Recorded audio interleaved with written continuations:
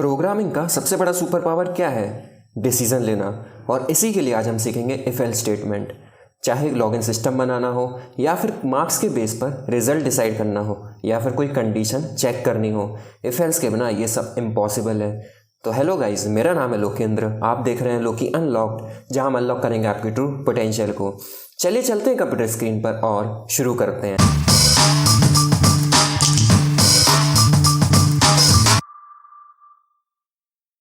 चलिए समझते हैं जावास्क्रिप्ट में हम डिसीजन मेकिंग कैसे करते हैं यूजिंग इफ एल्स। सबसे पहले समझते हैं कि डिसीजन मेकिंग जरूरी क्यों है। प्रोग्राम ऑफन से नीड टू मेक चॉइसेस। कभी कभी प्रोग्राम्स में कुछ चॉइस करना पड़ जाती है, जैसे कि अगर यूजर लॉगिन है तो उसको डैशबोर्ड दिखाओ, और अगर नहीं है तो उसे लॉगिन पेज दिखाओ। जैसे कि आपने अमेजोन पे तो कभी ना कभी शॉपिंग की ही होगी। अगर आपको कोई ऑर्डर करना होता है तो आपको उसमें पहले लॉगिन करना पड़ता है, तभी आप ऑर्डर कर पाते हैं। अदरवाइज आप लॉगिन पेज पर रीडायरेक्ट कर दिए जाते हैं।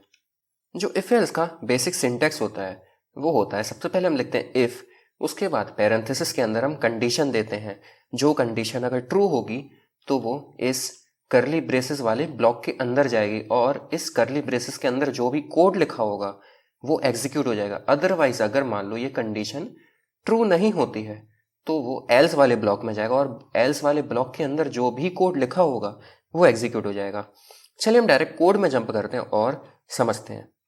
इस वीडियो के लिए जो मैं फाइल बना रहा हूं वो है tut7.js, और हर वीडियो की तरह ही इस वीडियो की फाइल का गिटहब रेपोजिटरी का लिंक आपको नीचे डिस्क्रिप्शन बॉक्स में मिल जाएगा। मान लीजिए हमने एक वेरिएबल बनाया जिसमें दिया एज इक्वल टू 18। आप सभी जानते हैं कि अगर आपको वोट देना है तो आपकी एज 18 या 18 से ज़्यादा होनी चाहिए। तो हम उसी एग्जाम्पल का यूज़ करेंगे। मान लीजिए हमने लगाया इफ़, उसके बाद पैरेंथेसिस के अंदर हम देंगे कंडीशन अपनी। हमने दी कि अगर एज जो है वो ग्रेटर देन और इक्वल टू है 18 के, तो इस ब्लॉक में जो भी कोड होगा वो एग्जीक्यूट हो जाएगा। अब यहाँ पर जो मैंने ग्रेटर देन और इक्वल टू लिखा है ये होता है एक ऑपरेटर। अगर आपने मेरी ऑपरेटर्स वाली वीडियो देखी होगी तो आपको पता होगा कि ये क्या है और कैसे काम करता है, और अगर जिन लोगों ने अभी नहीं देखी है तो जरूर से वीडियो चेकआउट कीजिए। मैंने दिया कि अगर एज जो है वो 18 या 18 से ज़्यादा है तो प्रिंट कर दो you can vote, otherwise else. उसके बाद यहाँ पर हमें पैरेंथेसिस नहीं लगाना है, हमें सीधा करली ब्रेसेस लगाना है। प्रिंट कर दो कि यू कैन नॉट वोट। हमने क्या दिया, हमने दी एज इक्वल टू 18, और हमने दिया कि अगर एज की वैल्यू 18 या 18 से ज़्यादा है तो प्रिंट कर दो यू कैन वोट, और अगर 18 से ज़्यादा नहीं है तो कर दो यू कैन नॉट वोट। हम फाइल को सेव करेंगे, टर्मिनल में कोड को रन करेंगे tut7.js, तो आप देखेंगे कि हमें प्रिंट होकर मिल जाएगा यू कैन वोट। मीन्स ये इस वाले ब्लॉक में गया, ये कंडीशन ट्रू हुई। इसके बाद अगर मान लो मैंने दे दिया यहाँ पे कि अगर एज की वैल्यू 17 है, और मैं फाइल को सेव करूँगा, कोड को रन करूँगा, तो आप देखेंगे कि हमें you can not vote print होकर देखने को मिल जाएगा। ये जो एग्जाम्पल है मैंने आपको यही सेम एग्जाम्पल बताया था। इसके बाद आता है एल्स इफ। अभी तो हमारे पास सिर्फ एक ही कंडीशन थी कि अगर एज जो है वो 18 या 18 से ज़्यादा हो। हमारे पास ऐसे मल्टीपल कंडीशंस भी हो सकती हैं। फॉर एग्जाम्पल कि हमने लिया एक मार्क्स 85, अगर मार्क्स 90 या 90 से ज़्यादा हैं तो ग्रेड ए हुई, अगर मार्क्स 75 से ज़्यादा या बराबर हैं तो ग्रेड बी हुई, और ऐसी और भी मल्टीपल कंडीशंस हो सकती हैं। और अगर एक भी कंडीशन ट्रू ना हो तो वो एल्स ब्लॉक में चला जाएगा। चलिए हम डायरेक्ट एग्जाम्पल से समझते हैं।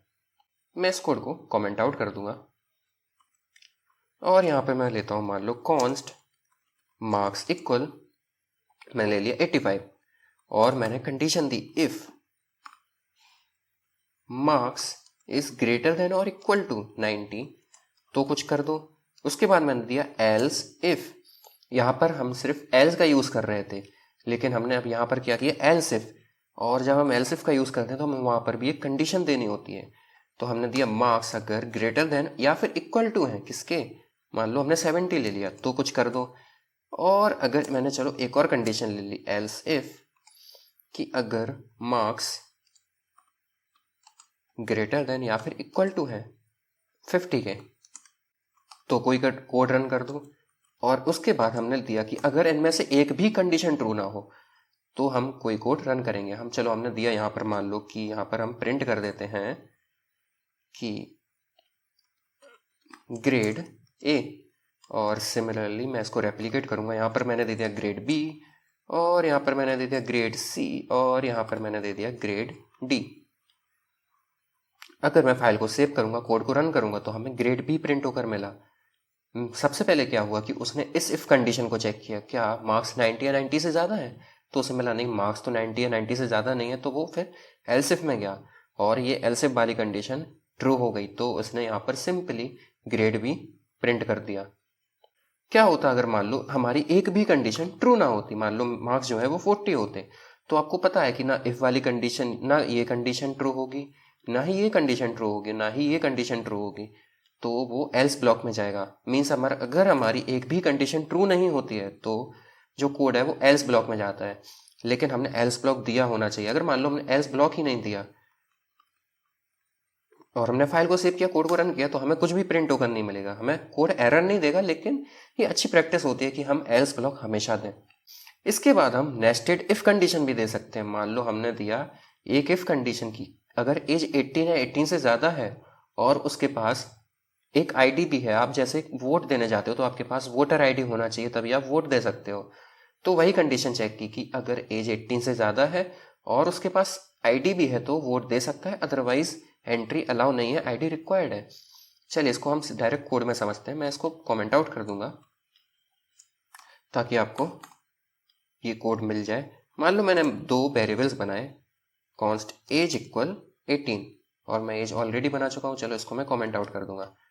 और मैंने बनाया एक और variable, const is has ID equal, मैंने मान लो दे दिया ट्रू।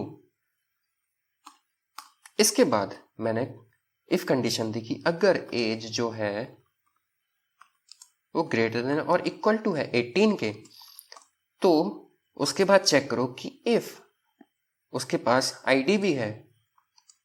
अब जो आईडी है उसकी वैल्यू ऑलरेडी हमने या तो ट्रू दी है या फिर फॉल्स दी है, तो हमें कुछ यहाँ पर चेक करने की जरूरत नहीं है। या तो हम ऐसे भी कर सकते हैं कि हमने ट्रिपल इक्वल टू लगाया और ट्रू लगा दिया, लेकिन ये करने की जरूरत नहीं है क्योंकि जो हैज आईडी है उसकी वैल्यू ऑलरेडी ट्रू है, तो वो इफ कंडीशन के अंदर जाएगा ही जाएगा अगर ट्रू होगी तो।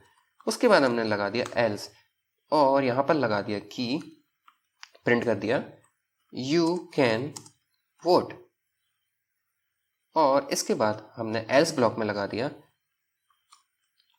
ID required. उसके बाद हमने एक और एल्स ब्लॉक दिया, यू कैन नॉट वोट। समझिए हमने क्या किया, हमने सबसे पहले एक इफ कंडीशन दी जहां पे हम चेक कर रहे हैं क्या एज 18 है, 18 से ज्यादा है, और अगर 18 से ज्यादा होगी तो वो फिर से एक और इफ कंडीशन चेक करेगा कि क्या उसके पास आईडी भी है। अगर उसके पास आईडी होगी तो यू कैन वोट प्रिंट हो जाएगा, अदरवाइज प्रिंट होगा आईडी रिक्वायर्ड। लेकिन अगर उसकी एज 18 से ज्यादा ही नहीं हुई तो वो इसके अंदर जाएगा ही नहीं, तो ये सारी कंडीशन चेक नहीं होगी, वो डायरेक्ट एल्स ब्लॉक में जाएगा और you can not vote print कर देगा। अगर हम फाइल को सेव करें, कोड को रन करें, तो यू कैन वोट प्रिंट होकर देखने को मिल रहा है, क्योंकि अभी जो उसकी एज है वो 18 है और उसके पास आईडी भी है। क्या अगर उसके पास आईडी ना हो, तो अभी तक तो आप समझ गए होंगे कि हमें आईडी रिक्वायर्ड प्रिंट होकर देखने को मिल जाएगा, और अगर उसकी एज ही 17 हो तो हमें डायरेक्ट मिल जाएगा कि यू कैन नॉट वोट। अगर हम यहाँ पर एक कंडीशन लगाएं कि इनसाइड इफ, तो आप देखेंगे कि हमें इनसाइड इफ प्रिंट होकर ही देखने को नहीं मिलेगा, क्योंकि जो एज थी वो 18 से कम थी, तो वो इस ब्लॉक के अंदर गया ही नहीं और ये पूरा कोड एग्जीक्यूट ही नहीं होगा। इसको मैं कमेंट आउट कर दूंगा, इवन मैं इस पूरे को ही कमेंट आउट कर दूंगा। अब जैसे हमने यहाँ पर देखा कि हम यहाँ पर क्या कर रहे हैं कि एज को पहले चेक कर रहे हैं, उसके बाद हैज आईडी को चेक कर रहे हैं। हम इन दो कंडीशंस को चेक करने के लिए सेपरेट इफ कंडीशंस लगा रहे हैं, लेकिन हम इसे एक सिंगल इफ कंडीशन में भी चेक कर सकते हैं। अगर आपने मेरी ऑपरेटर्स वाली क्लास पढ़ी होगी तो आपको पता होगा कि हमने पढ़ा था एक ऑपरेटर के बारे में जो कि होता है एंड ऑपरेटर, जो कि लॉजिकल ऑपरेटर होता है। हम उसी कंडीशन का यूज़ करें, हम उसी ऑपरेटर का यूज़ करें। मान लो मैंने लगाया कि एज 18 या 18 से ज़्यादा होनी चाहिए, एंड उसके पास हैज़ आईडी भी होना चाहिए, और हम जानते हैं कि जो एंड ऑपरेटर होता है वो ट्रू रिटर्न करके देता है अगर सारी कंडीशंस ट्रू रिटर्न करें, और वो फॉल्स रिटर्न करता है अगर एक भी कंडीशन ट्रू रिटर्न ना करें। हम यहाँ पे दे देंगे वोट, यू कैन वोट, और एल्स कंडीशन में हम दे देंगे कि यू कैन नॉट वोट। अगर हम फाइल को सेव करें, कोड को रन करें, तो यू कैन नॉट वोट हमें प्रिंट होकर देखने को मिल जाएगा, क्योंकि जो एज थी वो 17 थी और जो हैज़ आईडी की वैल्यू थी वो भी फॉल्स थी। तो ये दोनों ही कंडीशन फॉल्स हो गई और हमें, और ये वाला जो कोड था वो रन ही नहीं हुआ, वो डायरेक्ट एल्स ब्लॉक में चला गया। लेकिन अगर यहाँ पे मान लो एज हम 20 कर दें और हैज़ आईडी की जो वैल्यू है वो ट्रू कर दें, और अगर कोड को रन करेंगे तो यू कैन वोट प्रिंट होकर देखने को मिल जाएगा, क्योंकि इस कंडीशन में ये दोनों ही जो कंडीशंस हमने दी थी वो ट्रू रिटर्न की। ये तो हम अपनी ऑपरेटर वाली क्लास में देख ही चुके हैं कि greater than, less than, greater than और इक्वल टू, लेस देन और equal to, triple equal to and not double equal to. अब आपके लिए है क्विक एक्सरसाइज। आपको चेक करना है कि if a number is even और ऑड। आपको एक ऐसी इफ कंडीशन बनानी है जो कि प्रिंट करेगा अगर नंबर इवन हो तो इवन और अदरवाइज ऑड। उसके बाद आपको चेक करना है कि a year is a leap year, और आपको एक स्टूडेंट ग्रेडिंग सिस्टम भी बनाना है जहां अगर 90 से ज़्यादा मार्क्स होंगे तो ए ग्रेड, 75 से ज़्यादा होंगे तो बी, अदरवाइज सी। वीडियो को पॉज कीजिए, 5 से 10 मिनट लीजिए और एक्सरसाइज को सॉल्व करने का ट्राई कीजिए, और तब भी अगर आपको कहीं डाउट है तो वीडियो को एक बार रिवाइंड करके देखिए, लेकिन ट्राई जरूर कीजिएगा, इससे आपकी इफ एल्स कंडीशन स्ट्रांग होगी। इसके बाद मैं खुद भी सॉल्यूशन करूंगा, तो मेरे सॉल्यूशन से अपना सॉल्यूशन मैच जरूर कर लीजिएगा। चलिए, उम्मीद है कि आपने एक्सरसाइज को सॉल्व किया होगा। मैं इसको कमेंट आउट कर दूंगा और यहाँ पे लिखूंगा एक्सरसाइज। सबसे पहला जो क्वेश्चन है वो है कि हमें चेक करना है कि हमारे पास एक गिवन नंबर होगा, वो इवन है या ऑड है। मान लो हमने लिया कॉन्स्ट नम इक्वल 25, जो कि हम जानते हैं कि नंबर ऑड है। हमने एक इफ कंडीशन दी, if number percent two triple equal to 0। अब ये मैंने क्या लिख दिया, चलिए समझते हैं। मैंने लिखा कि अगर नंबर का जो रिमाइंडर है वो 2 से डिवाइड करने पर 0 आता है। ये अगर आप ऐसे समझिए कि मैंने क्या किया, मैंने लिखा 25%2। यहाँ पर नंबर की जो वैल्यू है 25 है और परसेंट ऑपरेटर हमें क्या देता है, हमें रिमाइंडर रिटर्न करके देता है। तो इस कंडीशन में जो हमें मिलेगा वो मिलेगा 1। तो क्या 1 जो है वो 0 के बराबर होता है? बिल्कुल नहीं। तो ये जो कंडीशन है वो हमें फॉल्स रिटर्न करेगी, और अगर ये 0 होता तो हमें ट्रू रिटर्न मिलता। ओके, तो मैंने यही दिया है, तो यहाँ पे हम प्रिंट कर देंगे कि क्या the number is even. Number even कब होगा? अगर वो 0 के बराबर है, और अदरवाइज जो नंबर है वो ऑड होगा। The number is odd, of नहीं ऑड। जैसे मैं कोड को सेव करूंगा, फाइल को रन करूंगा, तो द नंबर इज ऑड हमें प्रिंट होकर देखने को मिल जाएगा। और हम सभी जानते हैं जो 25 है वो एक ऑड नंबर होता है। और अगर यहाँ पर मैं 20 ले लूँ, फाइल को सेव करूँ, कोड को रन करूँ, तो the number is even print होकर देखने को मिल जाएगा। इसके बाद जो सेकंड क्वेश्चन था वो था कि हमें चेक करना है कि क्या गिवन नंबर लीप ईयर है या फिर नहीं। अभी करंटली जिस टाइम मैं वीडियो रिकॉर्ड कर रहा हूँ उस टाइम पे जो ईयर है वो है 2025, जो कि एक लीप ईयर नहीं है। और हम सभी जानते हैं कि अगर कोई ईयर लीप ईयर है और उसे हम 4 से डिवाइड करें तो हमें 0 देखने को मिलता है, रिमाइंडर। तो हम उसी का यूज करेंगे कि अगर ईयर जो है उसका रिमाइंडर 4 से निकालने पर 0 है तो वो एक लीप ईयर है, लीप ईयर। अदरवाइज जो ईयर है वो कौन सा ईयर है, वो not a leap year, not a leap year. हम फाइल को सेव करेंगे, कोड को रन करेंगे, तो हमें not a leap year print होकर देखने को मिल जाएगा। और अगर हम यहाँ पर 2025 की जगह ले लें 2020, जो कि एक लीप ईयर था, हम सभी को पता है, कोड को रन करेंगे तो आ लीप ईयर हमें प्रिंट होकर देखने को मिल जाएगा। उम्मीद है कि आपको ये दोनों ही क्वेश्चन समझ आ गए होंगे और आपने खुद से भी सॉल्व कर लिया होगा। इसके बाद जो लास्ट क्वेश्चन है वो है कि हमें ग्रेडिंग सिस्टम बनाना है जो कि बिल्कुल ही सिमिलर होगा इसी के जैसा। तो मैं इसको ही कॉपी कर लूँगा, और हम कोडर्स को कभी भी कोड कॉपी करने से शर्माना नहीं चाहिए, लेकिन हम क्या कॉपी कर रहे हैं वो उसके बारे में हमें पता भी होना चाहिए। जो क्वेश्चन तब होता कि अगर मार्क्स 90 या 90 से ज़्यादा हो तो हमें ए प्रिंट करना है, और अगर 75 से ज़्यादा हो तो हमें बी प्रिंट करना है, अदरवाइज़ हमें सी प्रिंट कर देना है। तो हम यहाँ पर इसको हटा के सी कर देंगे।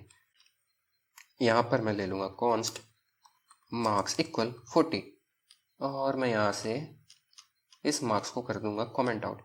कोड हम फाइल को सेव करेंगे, कोड को रन करेंगे तो हमें ग्रेड सी प्रिंट होकर देखने को मिल जाएगा, क्योंकि हमारे जो मार्क्स थे वो 40। अगर हम यहाँ पर 40 की जगह सपोज हम यहाँ ले लें 75, तो आपको पता है कि अब हमें ग्रेड बी प्रिंट होकर देखने को मिलेगी। तो ये था इफ एल्स स्टेटमेंट के बारे में एक ब्रीफ एक्सप्लेनेशन। अगले वीडियो में हम इफ एल्स स्टेटमेंट का एक ऑल्टरनेटिव स्विच केस के बारे में पढ़ेंगे। अगर वीडियो पसंद आई हो तो लाइक करें, नए हो तो सब्सक्राइब करें चैनल को, और बेल आइकन को दबाना मत भूलिएगा। धन्यवाद।